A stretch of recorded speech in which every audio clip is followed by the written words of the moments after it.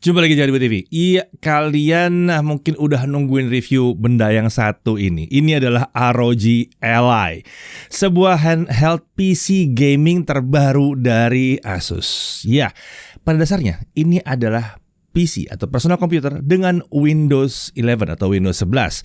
Jadi game apapun yang bisa jalan di Windows 11 bisa dimainkan di ROG Ally. Tentunya dengan bentuknya yang handheld begini, ROG Ally bisa digunakan bermain game dimanapun dan kapanpun. Bobotnya juga cuma sekitar 600-an gram, jadi mudah dibawa dan nyaman lah mau dipakai di mana-mana ya. Prosesornya pakai AMD Ryzen dengan basis Zen 4, kekinian banget. Integrated graphicsnya juga kekinian, basisnya udah RDNA 3. RAM-nya langsung DDR5 6400 MHz, SSD-nya langsung PCIe Gen 4. Layarnya udah IPS 100% sRGB Full HD 120 Hz. Tentunya fitur dan teknologi khas produk ROG juga ada ya di sini di ROG Ally ini.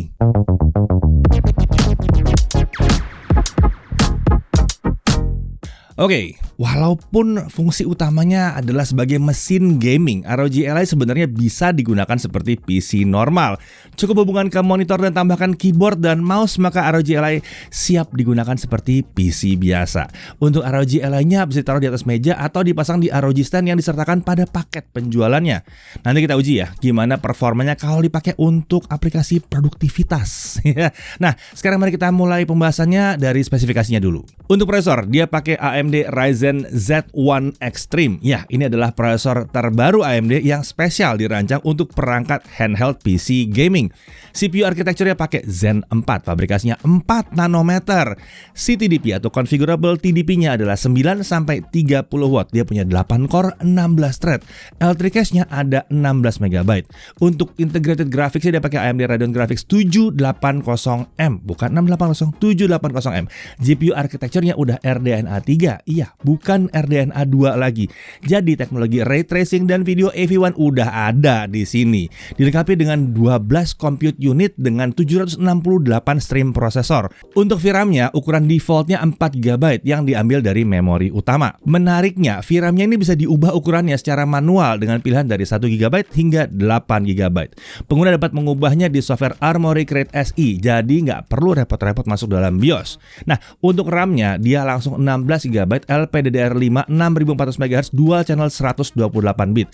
Tentunya kapasitas yang bisa dipakai di Windows-nya tergantung dari settingan kita di VRAM tadi. Defaultnya kapasitas yang bisa dipakai adalah 12 GB.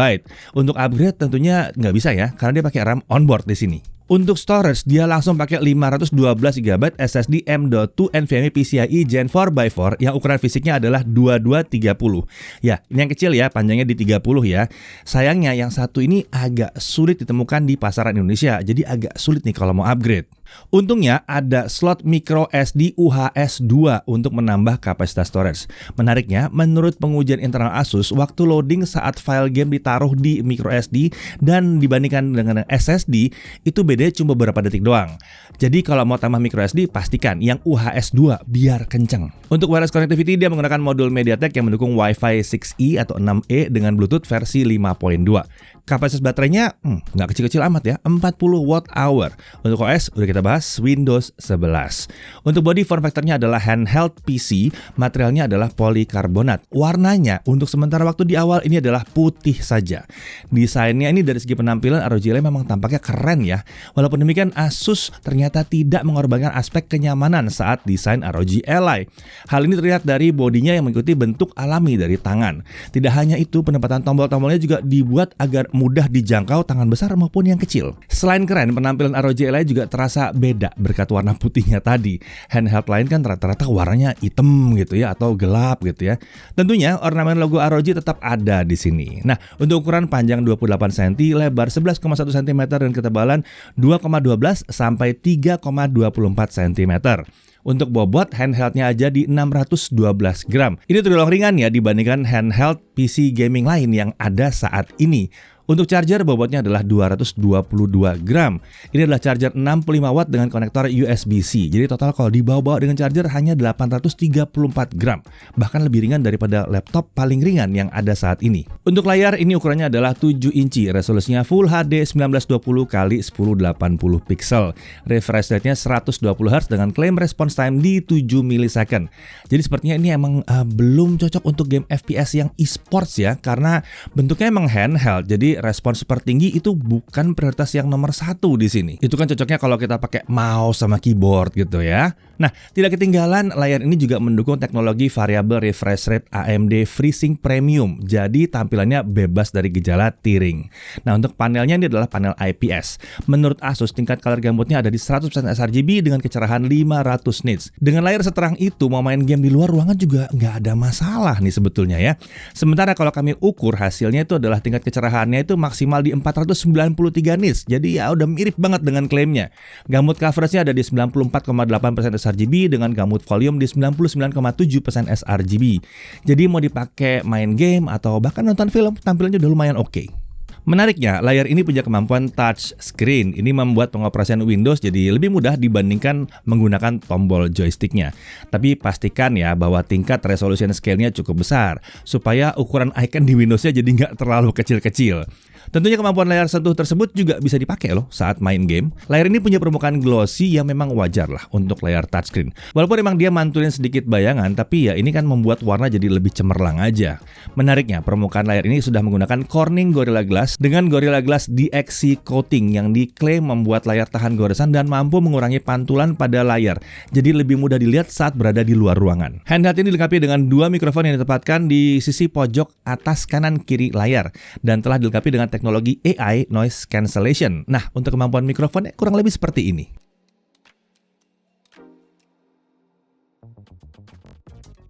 Ya, bisa dilihat di belakang saya, jalanan lagi ramai sekali oleh kendaraan, jadi suasananya bising sekali di sini. Jadi gimana kualitas rekamannya?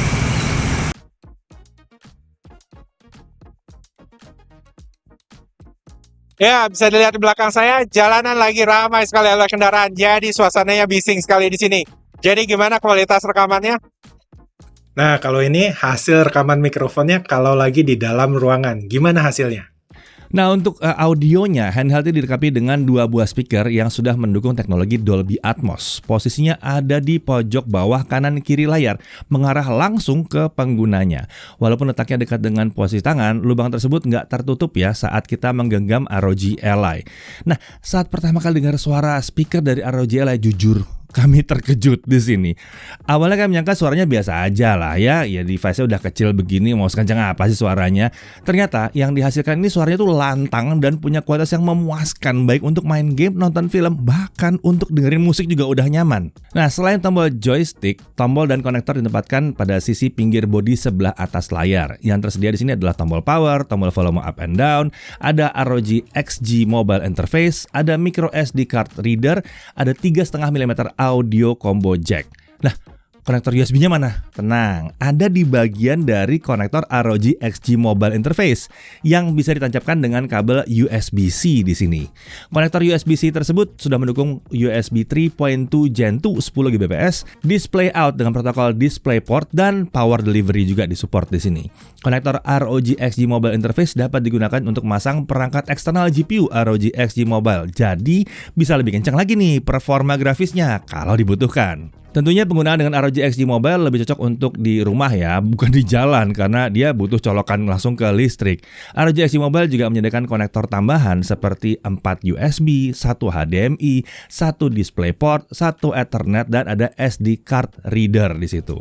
Sayangnya tanpa aksesoris seperti ROG XG Mobile atau USB-C hub atau USB-C docking, pengguna hanya bisa menggunakan satu konektor USB aja di ROG Ally. Hal itu tentunya merepotkan kalau mau pakai konektor USB sambil ngecharge, seperti saat lagi ngopi file misalnya. atau lagi menghubungkan ke monitor atau ke TV menggunakan keyboard dan mouse ya, dan masih banyak lagi. Kombinasi-kombinasi itu nggak bisa tanpa perangkat tambahan. Solusi paling praktis memang dengan menggunakan perangkat USB-C hub atau USB-C dock yang juga mampu menyuplai daya ke ROG Ally.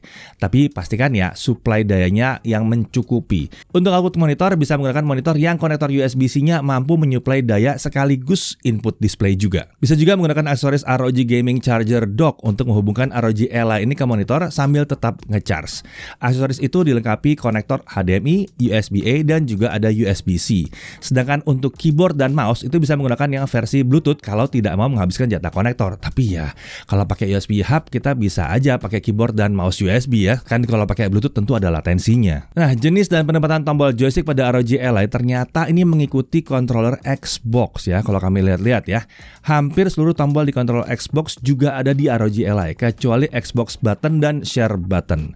Tombol joystick juga ditempatkan pada area separuh atas bodi yang membuatnya mudah dijangkau oleh jari.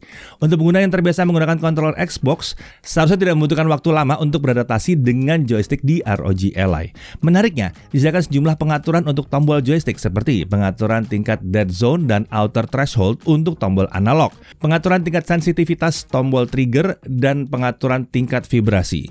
Uniknya, tombol joystick ini bisa berfungsi sebagai mouse untuk mengoperasikan Windows juga. Untuk menggerakkan kursus menggunakan tombol analog kanan, tombol RB untuk klik kiri, dan tombol RT untuk klik kanan.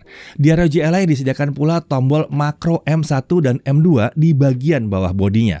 Tombol makro tersebut fungsinya mirip dengan tombol FN pada laptop. Pengguna bisa mengaktifkan fungsi tertentu dengan menekan tombol makro dengan tombol lainnya. Beberapa fungsi yang sudah aktif dalam keadaan default itu seperti memunculkan virtual keyboard dengan menekan makro plus D-pad-nya ke up ya, memunculkan task manager dengan menekan makro plus D-pad-nya down, mengambil screenshot dengan menekan makro plus tombol A, dan masih banyak lagi. Untuk fungsi lainnya bisa ditambahkan sesuai dengan kebutuhan. Nah, handheld PC gaming ini ternyata juga punya pengaman biometrik pengenalan sidik jari. Untuk posisinya itu menyatu dengan tombol power. Oke, sekarang kita bahas cooling sistemnya.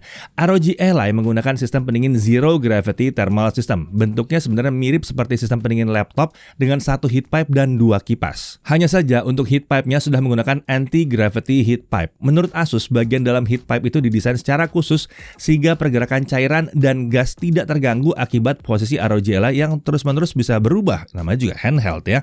Jadi kemampuan pendinginannya tetap optimal bagaimanapun posisi kalian menggunakannya. Untuk teknologi komponen lainnya kurang lebih mirip seperti laptop Asus, seperti penggunaan kipas dengan dynamic fluid bearing dan sirip-sirip heatsink dengan ketebalan yang 0,1 mm ya.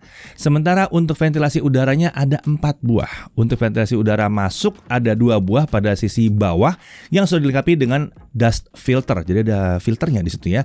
Uniknya, satu ventilasi ini berbentuk logo ROG ya. Sementara ventilasi udara keluar ada pada sisi pinggir sebelah atas layar. Walaupun dekat dengan posisi jari saat menekan tombol bumper dan trigger, jari kami tetap merasa aman sih dari udara panas, nggak langsung kena gitu. Nah, selain Windows 11, ROG Ally juga dapat dioperasikan melalui software Armoury Crate SE. Software tersebut dapat dijalankan secara otomatis begitu masuk Windows atau dijalankan manual dengan menekan tombol Armoury Crate di pinggir kanan atas layar. Armoury Crate SE ini menyediakan sejumlah fungsi vital untuk sebuah handheld gaming seperti menu Game Library. Pada menu tersebut, pengguna bisa mengakses dan menjalankan game tanpa perlu masuk dulu ke Game Launcher. Disediakan pula pengaturan profil individu setiap game untuk joystick, profil performa, profil warna layar, serta aura sync juga ada di sini. Pengguna juga bisa menjalankan game launcher dari menu Game Library. Dalam keadaan default, game launcher yang langsung diinstal adalah Steam dan Xbox. Disediakan pula shortcut untuk menginstal game launcher lainnya seperti EA App, Epic Games, dan GOG Galaxy. Saat shortcut diklik, browser internet akan membuka website game launcher yang bersangkutan. Selain Game Library, ada juga menu setting untuk melakukan pengaturan seperti mengatur fungsi joystick di gamepad mode atau desktop mode. Joystick berfungsi seperti mouse saat desktop mode diaktifkan ya, sementara di gamepad mode akan berfungsi seperti controller. Dan ada mode auto yang switchingnya kadang nggak selalu berhasil sih di sini. Jadi mending pilih manual aja ya. Nah, disediakan pula menu operating mode untuk memilih profil performa. Pilihannya ada 5 nih ya, ada Windows, ada Silent ini 10 watt, ada Performance 15 watt, ada Turbo ini 25 watt saat pakai baterai, 30 watt saat pakai charger, dan ada manual. Di manual ini, pengguna bisa mengatur power limit prosesor dan kurva kecepatan kipas. Nah, selain untuk milih profil performa, pengguna juga bisa memantau kondisi sistem, mengatur fitur Eco Assist, dan mengatur kapasitas VRAM untuk integrated graphics. Masih di menu settings, tersedia juga menu untuk mengatur profil warna untuk layar. Pengaturan warna dan efek lampu RGB ada juga di sini, lengkap dengan fitur Aura Sync-nya. Menu untuk mengatur konektivitas wireless dan fitur noise cancellation juga tersedia di sini. Dan yang terakhir, ada menu pengaturan untuk fungsi yang akan dimunculkan pada command center. Selanjutnya, ada menu content untuk mengakses fitur tambahan seperti media gallery, informasi spesifikasi, melakukan update, dan masih banyak lagi. ROG Ally juga dilengkapi software vital lainnya, yaitu command center. Ini adalah software untuk melakukan pengaturan dengan cepat untuk fungsi seperti memilih profil performa, memilih mode joystick, mengakses game profile, mengaktifkan real-time monitor, mengaktifkan fitur FPS limiter, dan RSR atau Radeon Super Resolution, lalu mengubah resolusi dan refresh rate layar, dan masih banyak lagi. Tidak seperti Armoury Crate SE, Command Center dapat diakses dengan mudah dan cepat walaupun sedang di dalam game.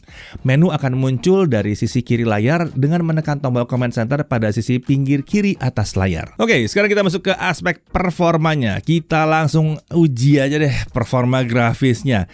Pertama-tama kita jalankan dulu Trimark Time Spy DirectX 12 ya. Kalau kita pakai charger, hasilnya di mode silent graphics score-nya adalah 1537 poin. Di mode performance 2536 poin. Mode turbo 30 watt hasilnya adalah 2883 poin. Terlihat ada perbedaan sekitar 13% antara performance dan turbo. Nah, kalau kita nggak pakai charger, kita pakai baterai aja ya. Di mode silent graphics score-nya ada di 1742. Di mode performance 2406 poin. Di mode turbo 25 watt hasilnya adalah 2753 poin.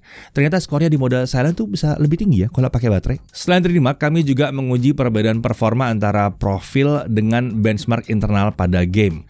Di Cyberpunk 2077 menggunakan charger, hasilnya di mode silent average FPS-nya adalah 15.33 FPS.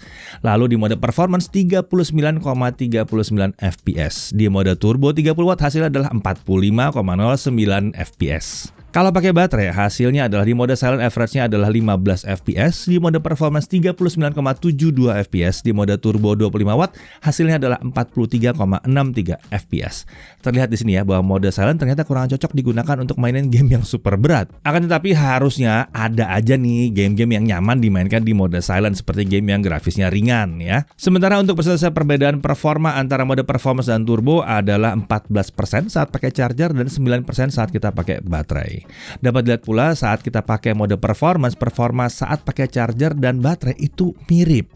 Nah, sekarang kita lihat gamingnya bagaimana kalau kita pakai bawaannya aja ya, grafis aja ya, jangan pakai SD Session dulu ya. Genshin Impact Full HD Low Render Scale di 1, FSR-nya on. Turbo 25 watt rata-rata 55 sampai 60 fps. Turbo 30 watt ini berarti pakai charger ya, rata-rata di 60 fps. Lalu lanjut ke Forza Horizon 5 Full HD Medium, FSR-nya di Quality. Turbo 25 watt 50 sampai 70 fps. Turbo 30 watt pakai charger di 55 sampai 70 fps. Naik dikit ya. Lalu Shadow of Tomb Raider Full HD Medium, ray tracing-nya di off. Turbo 25 watt itu 35 sampai 40 fps. Turbo 30 watt atau pakai charger di 35 sampai 45 fps. Jadi ini naik sedikit juga ya. God of War Full HD original settingnya di FSR Quality. Turbo 25 watt 30 sampai 40 fps, sementara turbo 30 watt itu 35 sampai 40 fps. Cyberpunk 2077 Full HD Medium, ray tracing off, crowd density low, FSR-nya di Quality. Nah, untuk pengujian ini kita nggak pakai benchmark internal ya, tapi kita mainin ya, jadi hasilnya akan sedikit beda. Turbo 25 watt 30 sampai 40 fps. Turbo 30 watt 30 sampai 40 fps juga, walaupun kadang ada lompatan sedikit di atas 40 fps. Kemudian Hogwarts Legacy Full HD Low Ray Tracing Off, FSR di Quality. Turbo 25 watt 35 sampai 45 fps, walaupun kadang-kadang bisa drop sedikit di bawah 35 fps. Lalu turbo 30 watt dia bisa 40 sampai 55 fps, walaupun kadang ada drop sedikit di bawah 40 fps. Untuk Assassin's Creed Valhalla Full HD Low, turbo 25 watt di 45 sampai 55 fps, turbo 30 watt ada di 50 sampai 60 fps. Nah, suhu kerjanya pada saat gaming 30 menit dengan Assassin's Creed Valhalla, ya saat pakai mode turbo 30 watt, suhu prosesor dan integrated graphics itu sempat berada di atas 90 derajat Celcius di awal pengujian. Tapi kemudian suhu mengalami penurunan dan stabil di kisaran 77 sampai 79 derajat Celcius. Nah, untuk suhu permukaan body saat main game yang satu ini selama setengah jam, untuk sisi depan area paling panas ada di bagian tengah layar dengan suhu tertinggi mencapai 48 derajat Celcius. Nggak aneh ya, mengingat posisi prosesornya memang ada tepat di bawah layar. Untuk area joystick kanan dan kiri tercatat aman dengan suhu tidak lebih dari 35 derajat Celcius. Sementara untuk bagian belakang, suhu tertinggi itu ada di dekat ventilasi pembuangan udara dengan suhu mencapai 49 derajat Celcius. Sedangkan suhu area grip tangan untuk joystick terjaga aman di bawah 35 derajat Celcius. Nah, sekarang mari kita pindah gaming dengan ROG XG Mobile. Ya, jadi pengujian gaming ini kita lanjutkan dengan memasang aksesoris ROG XG Mobile yang berisikan RTX 3080 laptop GPU dan kita mendapatkan hasil di Assassin's Creed Valhalla 1440p. Ya, kita pakai monitor eksternal di sini ya. Ultra high dia dapat 60 sampai 70 fps. Cyberpunk 2077 lagi-lagi 1440p. High ray tracing off, crowd density high, DLSS di quality masih dapat 40 sampai 60 fps. God of War 1440p Ultra DLSS di quality 50 sampai 60 fps. Hogwarts Legacy 1440p High ray tracing off DLSS di quality 50 sampai 65 fps walaupun kadang-kadang bisa drop sedikit di bawah 50 fps. Shadow of the Tomb Raider 1440p Highest ray tracing Ultra DLSS quality masih bisa dapat 50 sampai 90 frame per second. Oke, gimana? Keren? Nah, sekarang sesuai dengan kita bahas di awal, mari kita lanjutkan pengujian ROG Ally untuk produktivitas. Ya, pertama-tama kita coba Cinebench dulu, R15 kita looping 20 kali dengan charger tentunya. Untuk skor tertinggi kita dapat adalah di 1320 poin di mode silent, di mode performance 1785 poin, dan di mode turbo 30 watt adalah 2480 poin. Ini tinggi sih, 2480 poin ya. Ini udah mirip prosesor di laptop gaming. Sementara itu untuk skor yang dapat dipertahankan di mode silent adalah 860 sampai 870 poin walaupun di awal sempat bertahan di atas 1300 poin. Kalau di mode performance, skornya sempat bertahan di atas 1700 poin sebelum akhirnya turun ke 1390 sampai 1400 poin. Lalu di mode turbo 30 watt, skornya itu ada di kisaran 2230 sampai 2300 poin. Nah, sekarang kita coba lagi Cinebench dengan baterai ya. Kalau pakai baterai, skor di mode silent dan performance kurang lebih mirip seperti pakai charger ternyata ya. Sedangkan di mode turbo 25 watt, skor sempat bertahan sedikit di atas 2100 poin sebelum akhirnya di 3 run yang terakhir dia turun sedikit di bawah 2000 poin. Nah, untuk suhu kerjanya sendiri di mode silent prosesor sempat naik ke 58 derajat Celcius sebelum akhirnya turun dan stabil di kisaran 47 sampai 48 derajat Celcius. Kalau di mode performance, suhu prosesor sempat naik ke 69 derajat Celcius sebelum akhirnya turun dan stabil di kisaran 60 derajat Celcius. Sedangkan di mode turbo 30 watt suhu prosesor ada di kisaran 94 sampai 95 derajat Celcius. Tapi emang Cinebench ini emang berat di prosesor banget ya. Ini bukan tipikal aplikasi yang dijalankan dengan ROG Ally biasanya. Tapi gak apa-apa, kita lanjut ke Blender versi 3.41 dengan Barbershop Scene. CPU rendering selesai dalam waktu 28 menit 43 detik. Nah, kalau kita pakai ROG XG Mobile ya, yang eksternal tadi, selesai dalam waktu 2 menit 54 detik. Wah, mantep juga ya. Nah, untuk suhu kerja di mode turbo 30 watt, suhu prosesor sempat bertahan di 95 derajat Celcius sebelum akhirnya turun ke kisaran 86 sampai 88 derajat Celcius saat CPU rendering. Sementara di GPU rendering, suhu prosesor sempat mencapai 92 derajat Celcius di awal pengujian. Sebelum akhirnya dia turun ke kisaran 70 derajat Celcius. Jadi kalau mau dipakai untuk desain dan rendering 3D, sebaiknya pakai ROG XG Mobile. Ini iseng banget sih, tapi nggak apa-apa. Kalau mau dicoba bisa ya. Suhu kerja prosesor itu terlihat lebih rendah di sini dan lebih kencang juga hasilnya. Lanjut kalau buat ngedit video ya, pakai Premiere Pro 2023. Videonya 4K 60 yang 2 menit 7 detik. Dengan software on ini semua selesai dalam waktu 12 menit 3 detik. Nah, kalau kita pasang GPU Acceleration OpenCL, ini masih pakai integrated graphics-nya ya.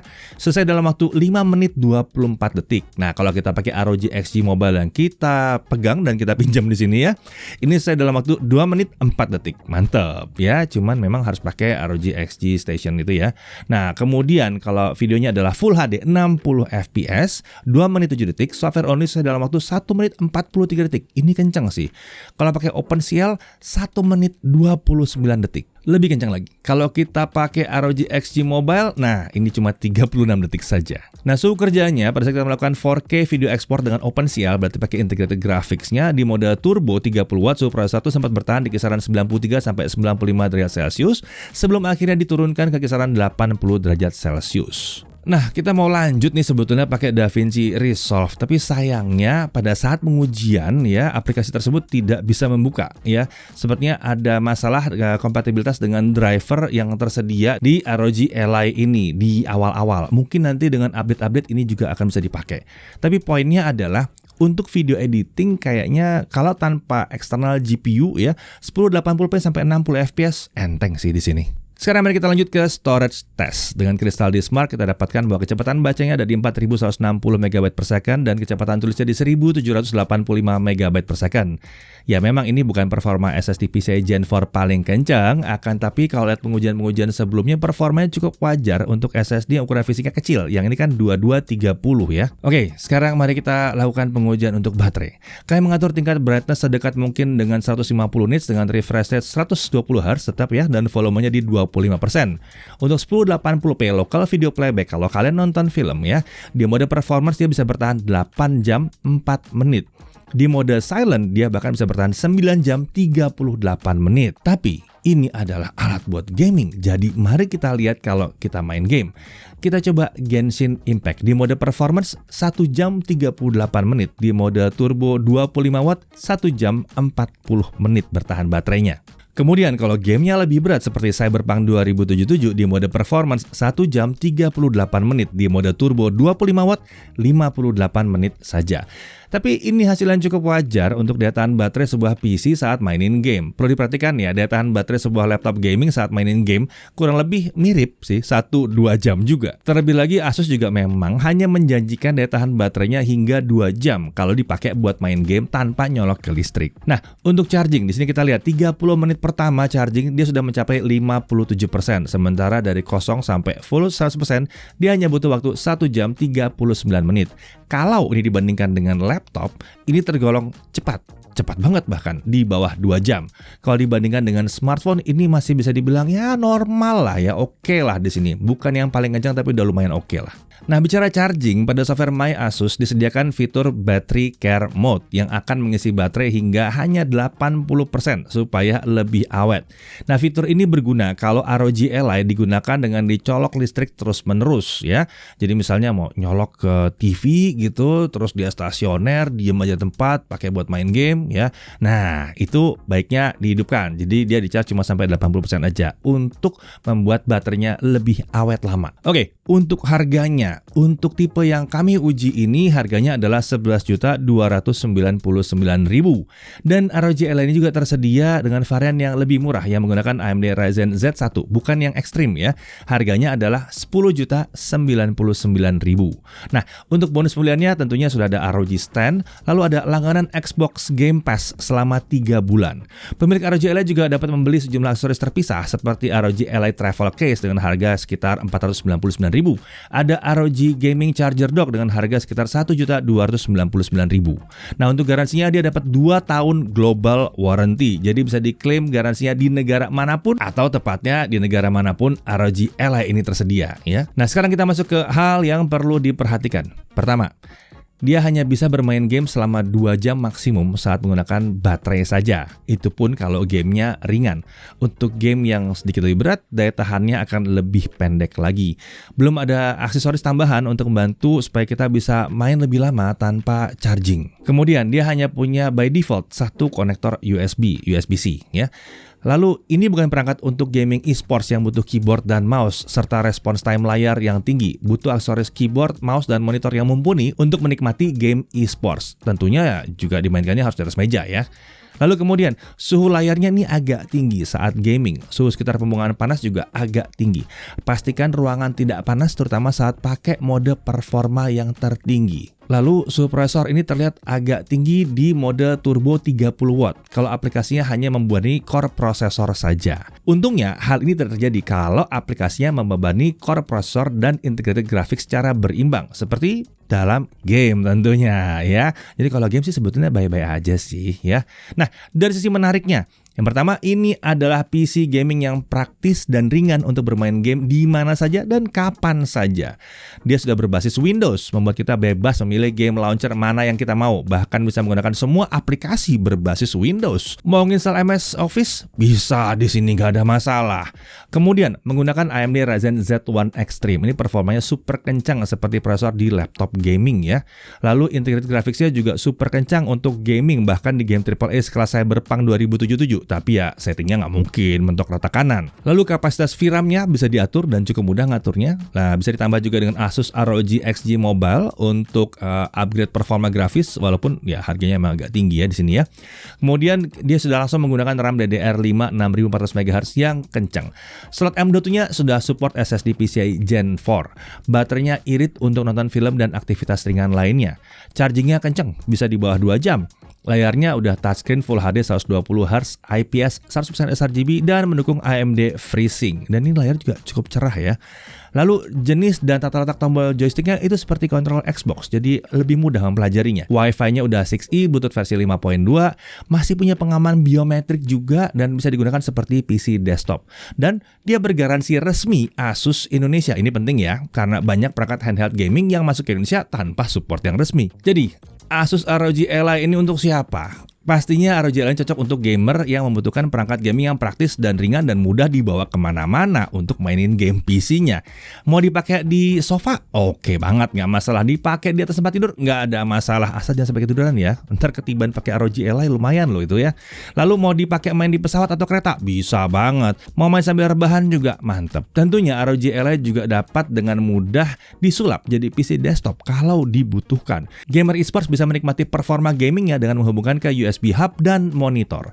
Jika softwarenya cocok, kita bahkan bisa ngedit video dengan ROG Ally ini. Apakah hadirnya ROG Ally ini akan menggusur eranya gaming dengan smartphone? Nah, menurut kami untuk sebagian orang mungkin bisa. Tapi bagi mereka yang bermain game spesifik untuk smartphone, tentunya ini tidak akan bisa menggantikan smartphone. Karena bertanding esports untuk game smartphone, kan nggak boleh pakai emulator ya. Sementara ROG Ally ini kan sama dengan laptop Windows aja. Tidak bisa jalankan game Android tanpa emulator. Nah, ROG Ally ini mungkin bukan perangkat yang super sempurna, masih ada saja peningkatan yang bisa diperoleh dengan perbaikan di software sana-sini ya. Tapi di awal ini kemampuannya sudah sangat menarik. Tersedianya 2 varian dengan sisi harga yang tipis membuat kami agak bingung sih, karena varian yang atas seperti yang kami uji ini adalah varian yang paling menarik jadinya, karena perbedaan spesifikasinya cukup jauh ya. Jadi untuk kalian yang memang membutuhkan perangkat handheld gaming berbasis Windows seperti Asus ROG Ally ini, yang satu ini adalah pilihan yang menarik sekali untuk saat ini. Terlebih kalau melihat dari spesifikasi, harga, dan ketersediaannya secara resmi dari Asus Indonesia. Saya Didi Irfan, Jakarta TV.